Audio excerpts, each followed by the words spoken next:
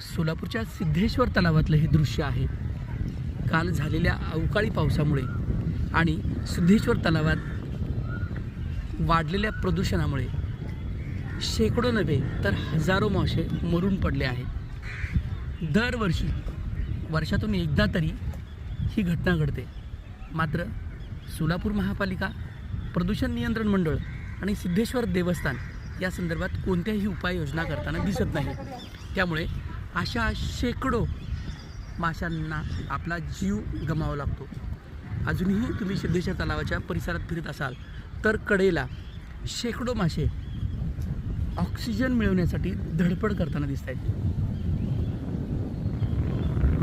एवढ्या मोठ्या प्रमाणावर मासे मेले आहेत. यामध्ये खूप मोठे देखील मासे आहेत.